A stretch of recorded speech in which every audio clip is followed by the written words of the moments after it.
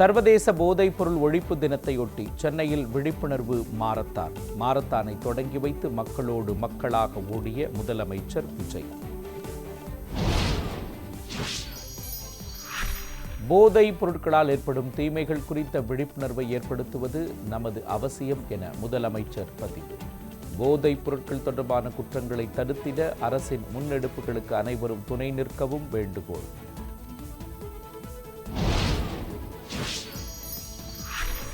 திருவள்ளூர், சென்னை, காஞ்சிபுரம், செங்கல்பட்டு, திருவண்ணாமலை மற்றும் ராணிப்பேட்டை மாவட்டங்களில் இன்று கனமழைக்கு வாய்ப்பு.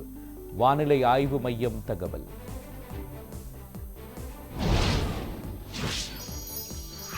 முதலமைச்சர் விஜய் தலைமையில் ஆட்சியர்கள், காவல்துறை அதிகாரிகள் மாநாடு 29 மற்றும் 30ஆம் தேதிகளில் நடைபெறுவதாக அறிவிப்பு.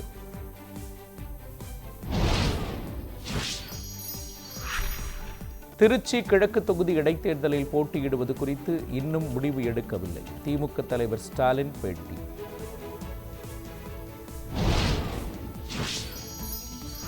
தமிழகத்தில் மீண்டும் உலகத்தமிழ் மாநாடு நடத்தப்படுமா? முதலமைச்சருடன் கலந்து ஆலோசித்து விரைவில் அறிவிப்பு வெளியிடப்படும் என அமைச்சர் ராஜ்மோகன் தகவல்.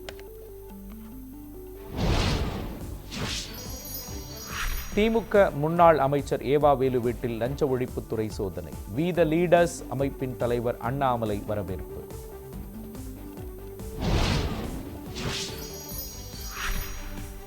அதிமுக பொதுச் செயலாளர் எடப்பாடி பழனிசாமி தலைமையில் மகளிர் அணி நிர்வாகிகள் ஆலோசனை கூட்டம். ஜூலை 1ஆம் தேதி எம்ஜிஆர் மாளிகையில் நடைபெறும் என அறிவிப்பு.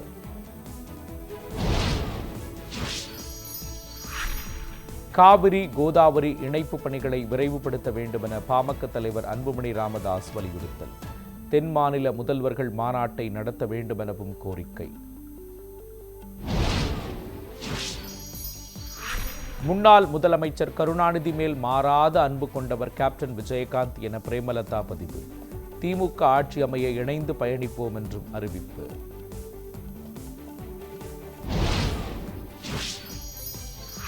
போதை மருந்துகளை ஒழிக்க ஓடிய ஓட்டம், கொடிய போதை மதுவை ஒழிக்க மறந்தது ஏன்? தமிழக அரசுக்கு புதிய தமிழகம் கட்சி நிறுவனர் கிருஷ்ணசாமி கேள்வி. மதிமுக பொதுக்குழு கூட்டத்தை முன்னிட்டு நடைபெற்ற உயர்நிலை ஆலோசனை கூட்டம். திமுக கூட்டணியில் இருந்து விலகுவது தொடர்பான ஆலோசனை நடத்தியதாக தகவல்.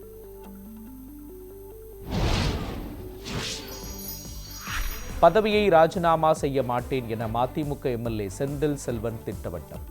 மதிமுகவில் இருந்து விலகிவிட்டதாக அறிவிப்பு.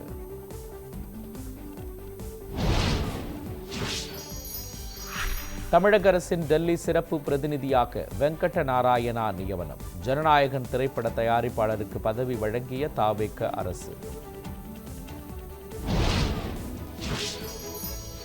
தூய்மை பணிகள் தனியார் மயமாக்கும் சாத்தியக்கூறு அறிக்கை தயார் செய்வதற்கான டெண்டர் ரத்து. திமுக, அதிமுக, விசிக உள்ளிட்ட கட்சிகளின் எதிர்ப்பை அடுத்து தமிழக அரசு உத்தரவு.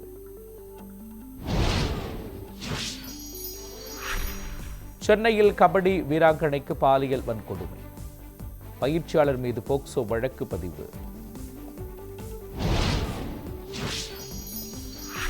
தஞ்சாவூர் மாவட்டம் பாபநாசம் பகுதிகளில் உள்ள அரசு நேரடி நெல் கொள்முதல் நிலையங்களில் தேங்கியுள்ள நெல் மூட்டைகளை பாதுகாக்க நடவடிக்கை எடுக்க விவசாயிகள் சங்கத்தினர் ஆர்ப்பாட்டம். அமோனியா வாயு கசிவால் இதுவரை 15 பேர் உயிரிழப்பு என தமிழக சுகாதாரத்துறை அறிவிப்பு. 27 பேர் சிகிச்சை முடிந்து வீடு திரும்பியதாக தகவல். புதுச்சேரி பூரணாங்குப்பம் பகுதியில் புனரமைக்கப்பட்ட மூழியன் குளத்தை திறந்து வைத்தார் மத்திய நிதியமைச்சர் நிர்மலா சீதாராமன். துணைநிலை ஆளுநர் கைலாஷ்நாதன், முதலமைச்சர் ரங்கசாமி, அமைச்சர்கள் பங்கேற்பு. தங்கம் விலை கிராமுக்கு 80 ரூபாய் உயர்ந்து 13,220 ரூபாய்க்கு விற்பனை. ஒரு சவரன் தங்கம் 1,05,760 ரூபாய்க்கு விற்பனை.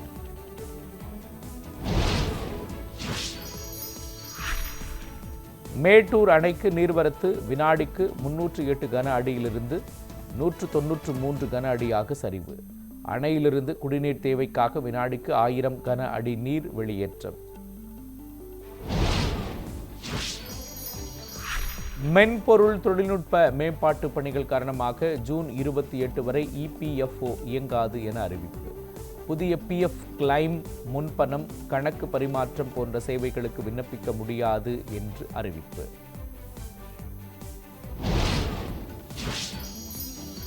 இந்தியாவில் அமேசான் நிறுவனத்தின் $4,800 கோடி முதலீட்டை வரவேற்பதாக பிரதமர் மோடி பதிவு. முதலீடுகளுக்கு விருப்பமான இடமாக இந்தியா உள்ளதாக மோடி பெருமிதம்.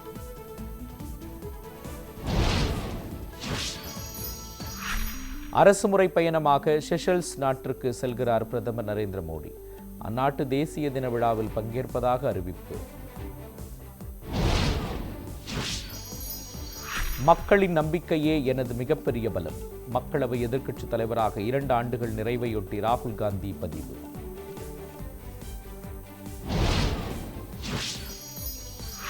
வெனிசுலாவில் ஏற்பட்ட சக்தி வாய்ந்த நிலநடுக்கத்தில் உயிரிழந்தோர் எண்ணிக்கை 1000ஆக உயர்வு. 3000க்கும் மேற்பட்டோர் காயம் என அரசு தகவல்.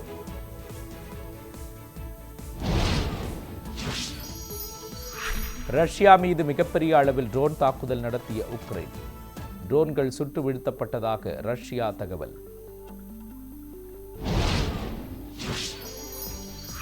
தேசிய தடகள சாம்பியன்ஷிப் தொடரில் தமிழக வீராங்கனை கௌதமி ஜெயராமன் தங்கம் வென்று சாதனை.